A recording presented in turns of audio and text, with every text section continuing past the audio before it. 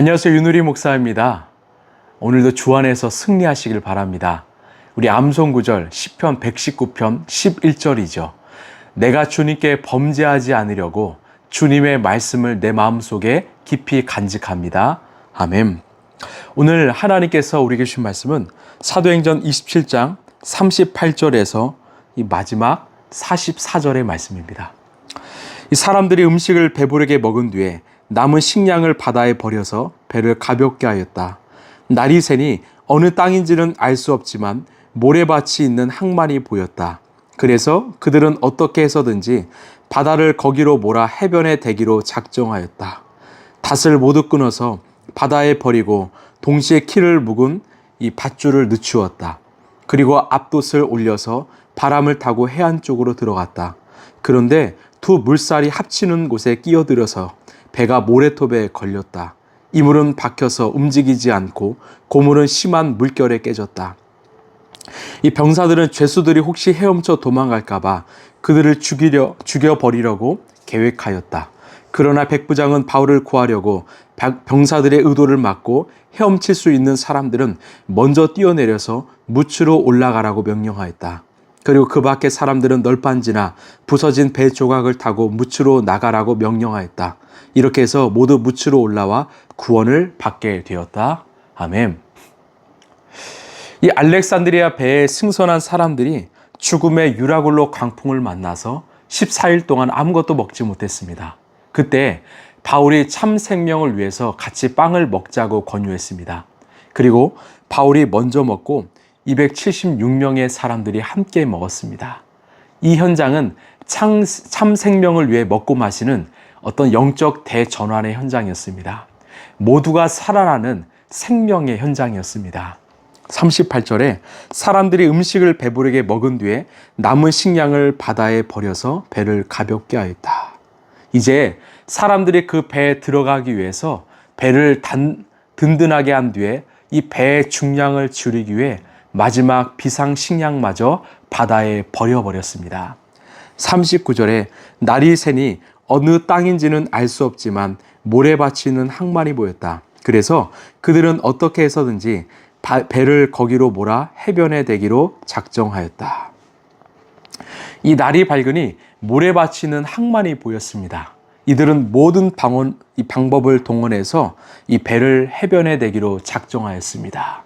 자, 41절을 보면 닷을 모두 끊어서 바다에 버리고 동시에 키를 묶은 밧줄을 늦추었다. 그리고 앞돛을 올려서 바람을 타고 해안 쪽으로 들어갔다. 그런데 두 물삽이 합치는 곳에 끼어들어서 배가 모래톱에 걸렸다. 이물은 박혀서 움직이지 않고 고물은 심한 물결에 깨졌다. 이 선원들이 4개의 닷을 끊어버렸습니다. 그리고 바람의 힘으로 이 배는 해변으로 나갔습니다. 그런데 갑자기 두 물살이 합쳐지는 곳에 가다가 그만 배가 이 모래톱에 걸렸고 배 꼬리 부분이 끼어져 버리고 말았습니다. 아주 급박한 위기 상황이 펼쳐졌습니다. 근데 문제가 무엇이냐? 42절에 병사들은 죄수들이 혹시 헤엄쳐 도망갈까봐 그들을 죽여버리려고 계획하였다. 그 급박한 위기 속에서 병사들이 생각한 것은요, 죄수들이 도망칠 것을 두려워해서 죽이자는 계획이었습니다. 여러분, 왜 그랬을까요? 지금 배에 탄 죄수들은 어쩌면 로마 제국의 군법에 의해서 원형 경기장에 이 맹수의 밥으로 던져질 이 사형수인 것으로 추정됩니다. 이들을 놓치면 바로 자신들이 죽기 때문에 그런 계획을 세웠던 것 같습니다. 43, 44절에 그러나 백부장은 바울을 구하려고 병사들의 의도를 막고 헤엄칠 수 있는 사람들은 먼저 뛰어내려서 무추로 올라가라고 명령하였다.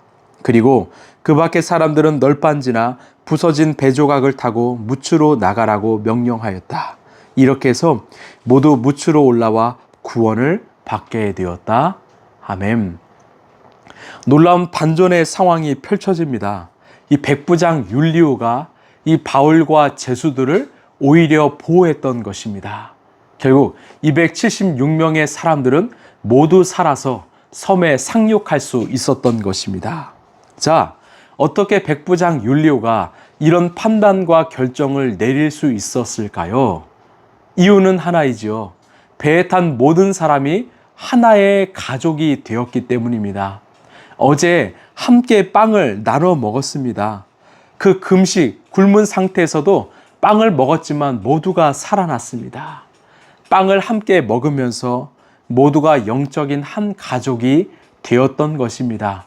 결국 이 모든 이들의 생명을 살리기 위해서 율리오는 기꺼이 자신의 목숨을 걸었던 것입니다.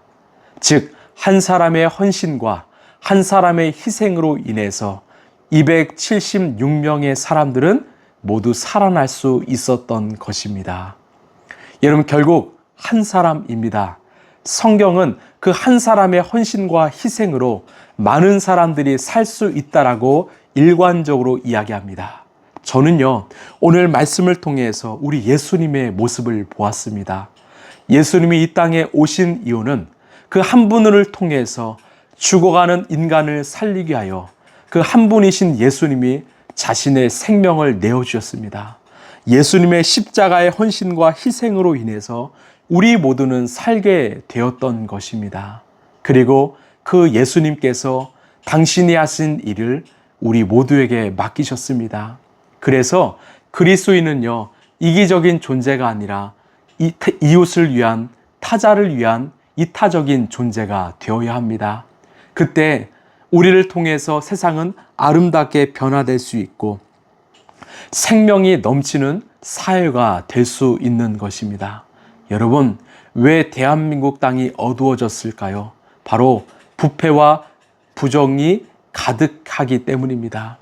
누구도 책임지지 않으려 했고 누구도 희생과 헌신을 감당하지 않았기 때문이죠. 우리 모두가 정말 다른 이들의 유익을 위해 살아갈 때 우리는 정말 각자의 자리에서 책임을 다하는 희생과 헌신의 삶을 살 때 우리 한 사람 그리스도인을 통해서 이 세상은 변화될 수 있습니다. 율리오 한 사람이 276명을 살렸던 것처럼 사도 바울 한 사람이 정말 지중해 많은 국가의 영혼들을 살렸던 것처럼 우리 예수님께서 정말 모든 인류를 살리신 것처럼 우리도 살리는 인생이 되길 간절히 소망합니다. 하나님은요, 그런 한 사람의 인생을 책임지십니다. 그 인생을 주님께서 지키시고 높여주십니다.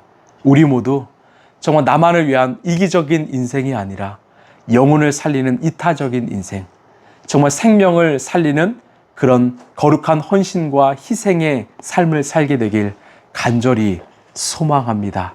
오늘도요, 나에게 그 한 사람이 보인다면, 내가 살려야 될 영혼들이 보인다면 손을 내밀어 주시고 그에게 정말 생명을 전해 주시길 바랍니다.